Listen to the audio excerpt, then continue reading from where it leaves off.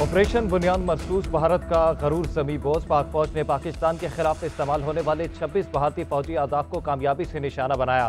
2 मकामात पर दुश्मन के S-400 बैटरी सिस्टम को तबाह किया। सूरतगढ़, सिरसा, अवंतीपुर, उधमपुर और पठानकोट में अहदाफ को निशाना बनाया। उड़ी नेटवर्क स्टेशन और पूंछ रेडार सिस्टम भी निस्तो नाबूद। ब्यास और नगरूटा में भरमूस मिसाइलों के अड्डे को उड़ाया। DGI-SPR लेफ्टिनेंट जनरल अहमद शरीफ की प्रेस कॉन्फ्रेंस। कहा, पाकिस्तानी फौज के भरपूर साइबर हमलों में भारतीय फौज के जेर इस्तेमाल सिस्टम मफलूज हो गया। पाक फौज ने अवाम से किया वादा निभाया।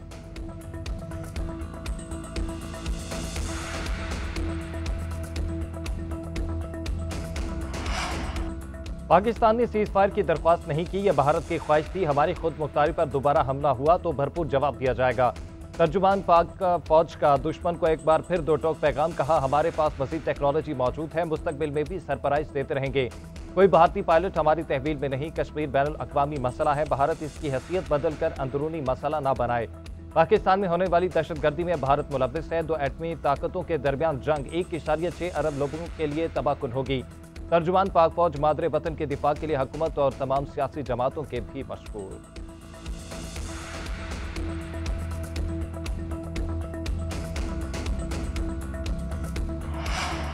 पाक फिजाइयों को भारतीय एयरफोर्स के मुकाबले में 6-0 से कामयाबी मिली। दुश्मन की जारहियत पर उसके तैयारे मार गिराए।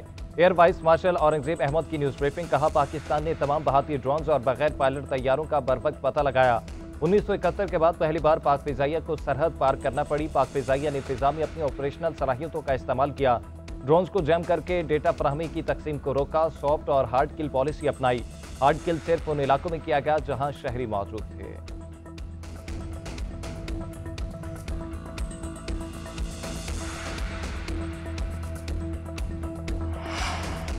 6 और 7 मई की दरमियानी शब पाक नेवी भारतीय जारहियत का मुकाबला करने के लिए मुकम्मल तैयार थी। तर्जुमान पाक बहरिया वाइस एडमिरल रब नवाज की न्यूज ब्रीफिंग।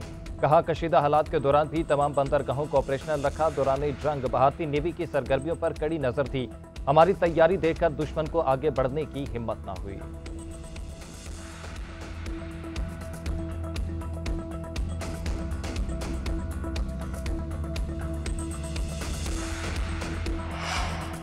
पाकिस्तान ने भारत के राफेल तैयारे गिराए। भारतीय फिजाइया के अफसर का एतराफ। इंडियन एयर मार्शल सहाफियों के सख्त सवालात के तसल्ली बख्श जवाब ना दे सके। आए बाएं श्राएं करते रहे। एक भारतीय ने न्यूज ब्रीफिंग के दौरान बताया, नुकसानात जंग का हिस्सा है। पाकिस्तान ने भारतीय फिजाइया का नुकसान किया है।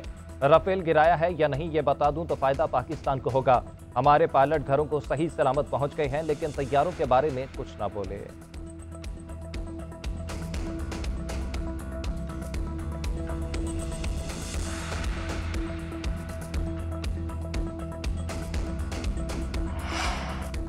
पाकिस्तानियों के हाथों भारत को फिर इबरतनाक शिकस्त। मसला कश्मीर फिर दुनिया की तवज्जो का मरकज बन गया। जंगबंदी के बाद अमेरिकी सदर डोनाल्ड ट्रंप का दरीना तनाज़ा हल करने की ख्वाहिश का इज़हार। कहा, पाकिस्तान और भारत मिलकर कोशिश करें तो मसला कश्मीर का हल निकाला जा सकता है। पाकिस्तान और भारत के साथ मिलकर काम करूंगा। सीज़फायर पर दोनों मुल्कों की तारीफ। कहा, पाकिस्तान और भारत की क़यादत ने सही वक्त पर जंगबंदी की, वरना तबाही होती, लाखों लोग मारे जाते।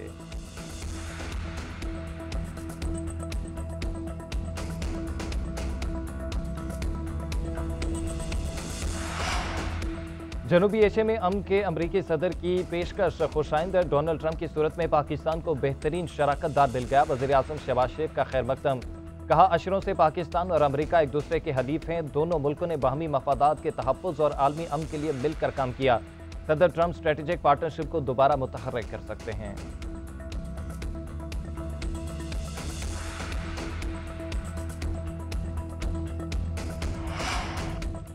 चीनी वज़ीर ख़ारजा का एक बार फिर पाकिस्तान की हिमायत का ऐलान। पाकिस्तान की खुद मुख्तारी और वक़ार के तहफ़्फ़ुज़ की यकीन दहानी।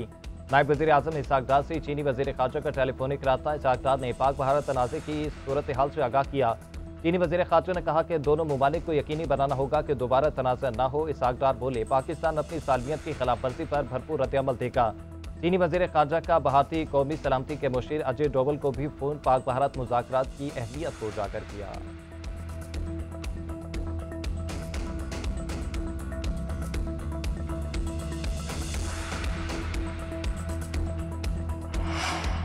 जंगबंदी के बाद पाकिस्तान और भारत के डीजीएमओज आज बातचीत करेंगे। वजीर दिफा ख्वाजा आसिफ कहते हैं कि दुनिया कह रही है कि भारतीय फौजी अंदाजे नाकाम साबित हुए हैं।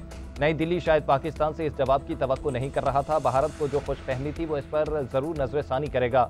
इस सारे अमल में भारत की साख पर सवाल आ चुका है। अब भारत के साथ बातचीत में सिंतास मुआहिदा ज़ेर गौर रहेगा। कश्मीर और दहशतगर्दी का मसला भी ज़ेर गौर रहेगा।